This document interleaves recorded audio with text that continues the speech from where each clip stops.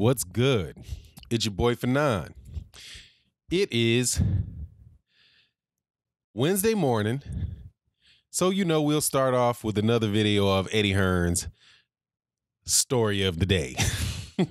Just kidding. Welcome to everybody to the channel. All subscribers, thank you so much for subscribing. If you're not subscribed, please subscribe and support the channel by coming to the live streams, checking out the video, hit the subscribe button and the bell icon so you know when they happen. And thank you to everybody that supports the channel through all the different mechanisms to do so.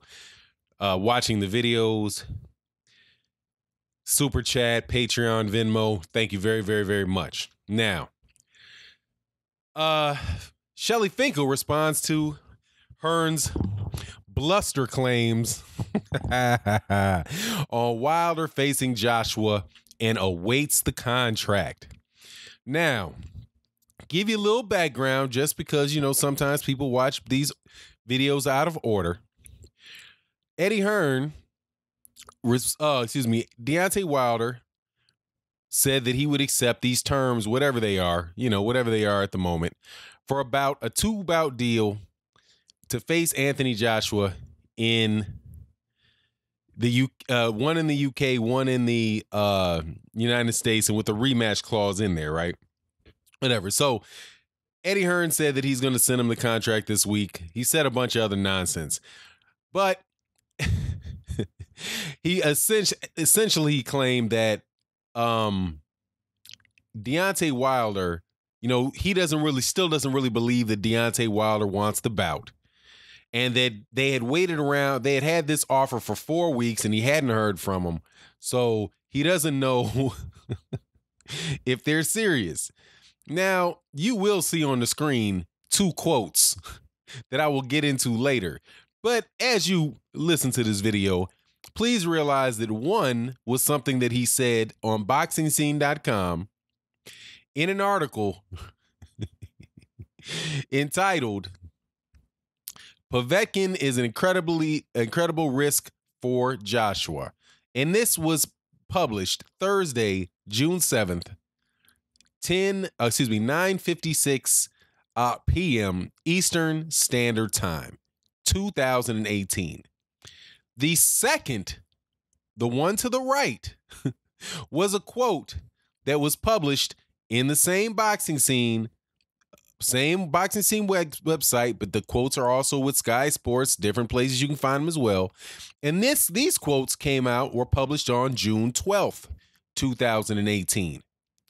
Now, what you can clearly see in this is that in one, Eddie Hearn says the Povetkin deal is virtually done.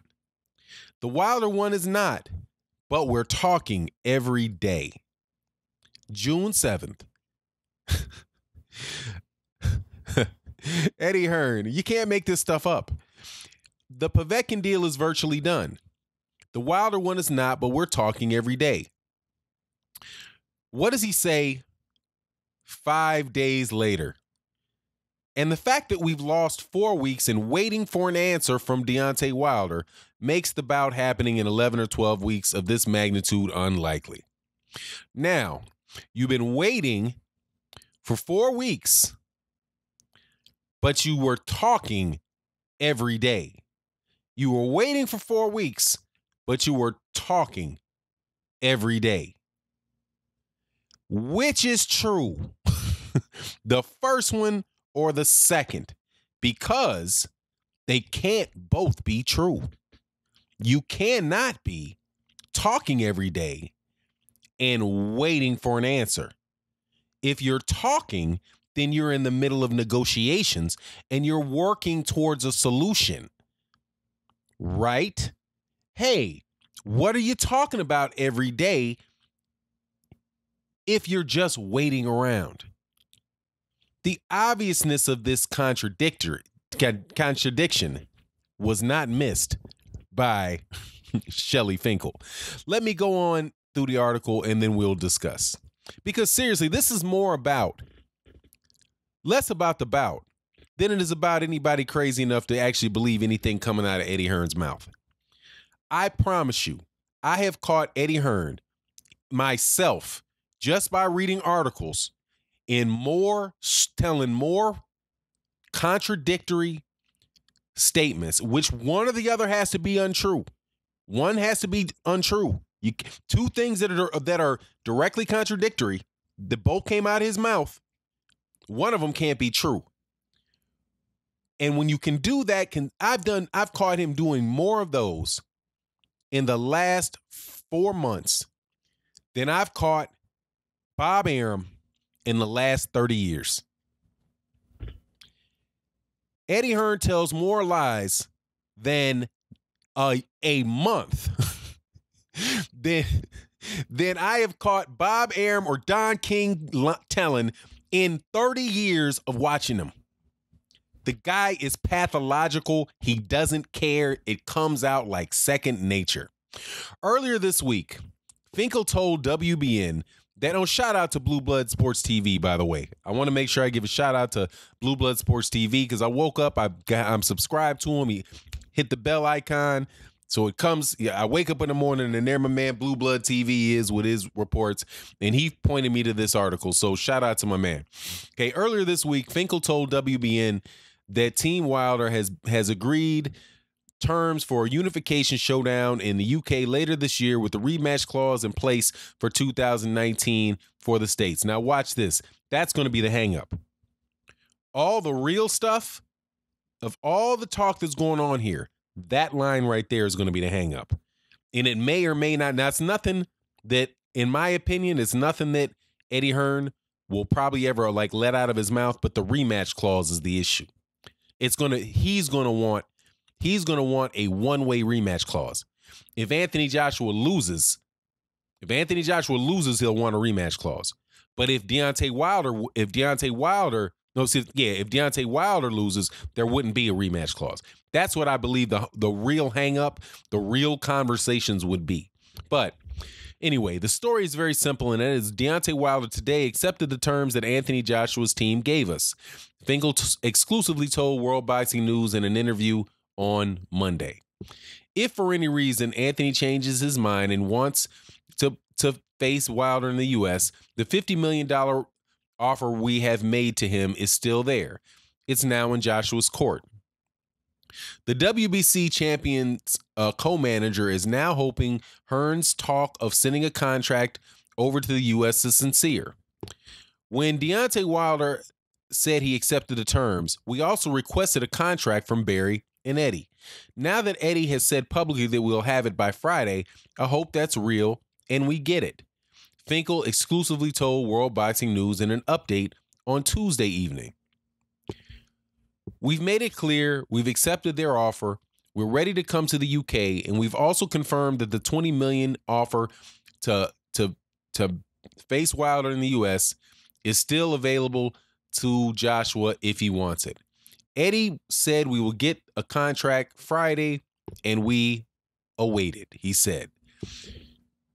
Hearn admitted Wilder's acceptance took him by surprise following WBN's exclusive interview with Finkel after the Bronze Bomber then took to social media to confirm the news. Finkel has questioned Hearn's motives ahead of the crucial week between both teams. He said, in one breath, he says in a newspaper, I speak to him every day. And then he says, I haven't spoken to them for weeks. You speak to us every day. You speak to us every day, or you haven't spoke to us for 4 weeks. Which one is it? I met Barry on June 1st. That was 11 days ago. Obviously, some of Eddie's quotes are contradictory. It's just be honest, because eventually you will get called out. We are hopeful that the contract he sends is one that will result in this bout happening rather than a contract that guarantees it won't. This is about the fans want, and so do we. We'll find out soon if Joshua's side wants it, added Finkel. Now, let's go through that, because that is the truth. That is the truth. That's the truth. Okay?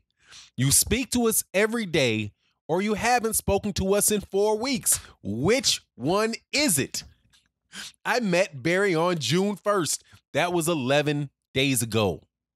Okay, let me read you these two quotes out of Eddie Hearn's mouth again, because they're right in the screen for you. Povetkin deal is virtually done. The Wilder one is not, but we're talking every day, Hearn said. That was published in Boxing Scene, June 7th. The fact that we've lost 4 weeks in waiting for an answer from Deontay Wilder makes the fight happening in 11 or 12 weeks of this magnitude unlikely, Hearn said June 12th. Now, ironically, look, see how this was quoted June 12th, right? What did Shelly Finkel just say?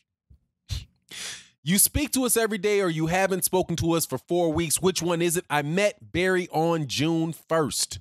That was 11 days ago. Come on, man. Come on, man. You said you're speaking to him. You're speaking to him every day, right? We're talking to him every day. You're talking to him every day. 5 days later, you ain't talked to him in 4 weeks. But, you know, it is what it is, and this is what it is.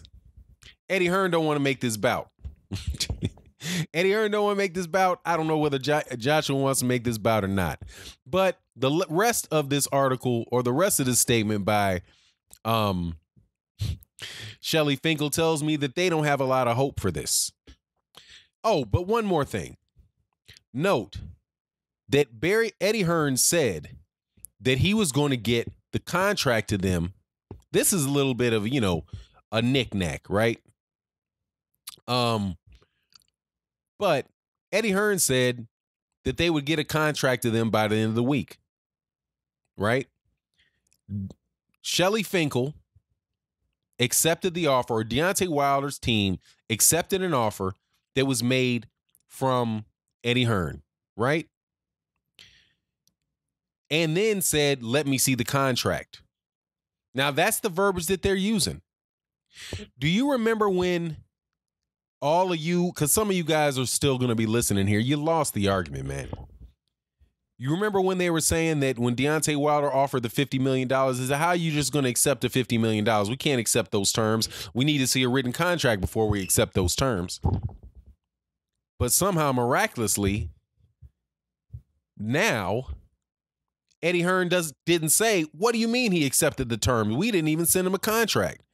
If Eddie Hearn was not being duplicitous, if he was not saying one thing and then saying something else, or doing one thing, saying one thing then saying something else, then what he should say is, hey, we never sent you a contract, so obviously you never have really had an offer. We never made them an offer, right? You think Eddie Hearn's going to say because they didn't actually send them a written agreement that they never made them an offer? Right? Obviously, they can't, or that they can't accept that offer. They can't accept that offer. Did he say that? No, he said, I'm shocked that they're accepting these offers of this. I'm shocked. I'm shocked. I'm talking to them every day, but I'm shocked. You know? Whoa, they must have heard from somebody. Who knows where they heard it from? Somebody must have whispered to them in their ear. They must have a spy in my camp or something that told them that we were close to signing this Povetkin deal. Didn't he say that? Didn't he say that? That's what he said. Matter of fact, it's in Sky Sports, and it is an article in which quotes Eddie Hearn. Now, I'm telling you, this dude is wild. It's great that he's come back to us. We made this offer about 4 weeks ago. I don't know if he's come back because he's heard we're close to closing the Povetkin bout, or whether he wants the bout. But either way, he's going to be getting the contract from us ASAP. So let me understand, man. You wondering, you don't know if that's because he heard? He's talking to you every day. You guys never mentioned that during all the conversations that you had when you were talking every day? Oh, I'm sorry. Which Eddie am I talking to? Am I talking to the Eddie that was on June 7th said that he was speaking to them every day? Or am I talking to the Eddie on June 12th that said they haven't heard from him for a month? They're negotiating every day, or they haven't heard from him. Which one is it, man? Which one is it? See, again, as far as this bout goes, you know, I'm neither here nor there, really. I'm neither here nor there if the bout happens, if the bout doesn't happen, whatever's clever at this point as far as Anthony Joshua goes, because his prima donna, the whole conversation about Wembley Stadium and it needing to be in Wembley, you know, the new added, the additional requirement now, right? It makes me believe that in what Shelly Finkel said is going to happen. And I do believe this. It's exactly what he's going to say. Hopefully, we are hopeful the contract he sends is one that will result in this bout happening rather than a contract that guarantees it won't happen. We are hopeful that the contract he sends is one that results in this fight happening rather than a contract that guarantees that it won't happen. And I can almost guarantee you'll be getting a contract that guarantees that it won't happen. Because the contract I doubt very much will have a rematch clause in there for Anthony Joshua. For Deontay Wilder. It might also be lower than the $12.5 million guaranteed flat fee. It'll probably be the same offer that he gave last time as far as the money goes. Right? Oh, it's gonna insist that you pay for. It's going to insist that you pay for Anthony Joshua's medical insurance. It's going to insist that all of your costs come out of, whatever. Whatever. If you hit Anthony Joshua, if he hits him in the mouth more than 5 times in a bout, then that's going to be a $100,000 penalty. They're going to have 64-ounce gloves. They're going to have Anthony Joshua's grandmother refereeing as a judge. Right, and his uncle is the other judge, and then he's going to have his cousin from Lagos be the referee. Right, it's ridiculous for a guy to say have $50 million offered to him, but he wants to take a 30. Okay, for people to say he got $25 million in his last bout, I don't believe it. He wants to take a $25 million pay cut to get the bout in the UK. Right. To get the biggest fight that he can make in the UK. And then they agree to that. And then all of a sudden, it's not that it's just in the UK. Now it also has to be in Wembley. And I don't want to hear from you, AJ, snooker fan, fake boxing fans, telling me any type of nonsense about, oh, well, it'll wind up in Cardiff. It'll wind up at Principality. You don't know where it's going to wind up, man. Why? Where do you get this from? From the words of Eddie Hearn? Which Eddie Hearn are you talking to? The one on the left or the one on the right? The one that says this or the one that says that? The one that was lying today or the one that was lying yesterday or the one that's lying today? Which Eddie Hearn? You can't believe anything that comes out of the man's mouth, man. I literally could do a half-hour video detailing all of the patently contradictory statements this man has made about this bout. And also, as I do even a little bit of research into other conversations that he had. What happened with O'Hara Davies? O'Hara Davies said that he left and signed with Frank Warren, and that Eddie Hearn had made him an offer to stay, which was basically the same offer that Frank Warren had made him. But he went to Frank Warren because he believes if he was with Frank Warren wouldn't have thrown him under the bus because of that incident he had with the Hills. I think the Hillsborough controversy. Eddie Hearn threw him under the bus, and your boy and O'Hara Davies left. But that's not the story that Eddie Hearn told, right? So who's telling the truth? O'Hara Davies or Eddie Hearn? Well, I have to believe O'Hara Davies because Eddie Hearn, I've caught him telling too many stories, man. And that's why I don't believe him here either. And when you can just spend 3 minutes, I'm telling you, I found this quote in about 3 minutes. Like, let me go look for a new contradiction. There you go. Shout out to Shelly Finkel, though, for pointing it out. You speak to us every day or you haven't spoken to us in 4 weeks. Which one is it? I met Barry on June 1st. That was 11 days ago. He also got busted out with the same basic story that he told when he said that he had never heard from Deontay Wilder's team on the Boxing Voice. And then Deontay Wilder got on the phone, called Shelly Finkel, and Shelly Finkel said, yes, we spoke. I have emails where I spoke to you in November. And then Eddie Hearn had to say, yeah, we did talk to him in November. But I could easily go and get where Eddie Hearn also confirmed that they were going to meet with his dad, Barry Hearn. that his dad was going to talk to him in New York City. There's articles that say that they met in New York City, but they haven't heard from him in a month. Anyway, man, you know, it is what it is. Y'all can keep, following that fraud if you want. I will continue to point it out, though, just because I get people on my page that keep bringing up nonsense. And the last little bit of nonsense, the last little ridiculousness from some of you AJ guys, you AJ, like my man Blood says, you AJ snooker dark fans, fake boxing fans, true snooker slow motion dart replay watching fake boxing fans. Anthony Joshua is not trying to be the first undisputed heavyweight champion to have a match in the UK. He's not trying to be the first.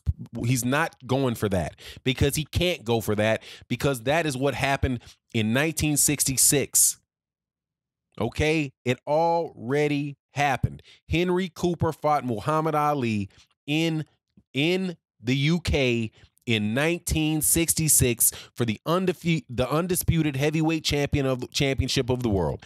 And by the way, Muhammad Ali was the A side of the bout, and he still took his A side self over to the B side UK and fought a C side in Henry Cooper and gave him a shot at the heavyweight championship of the world. Not the heavyweight championship of Wembley Stadium because it's closer to What If. Ridiculous, man. And I'm out.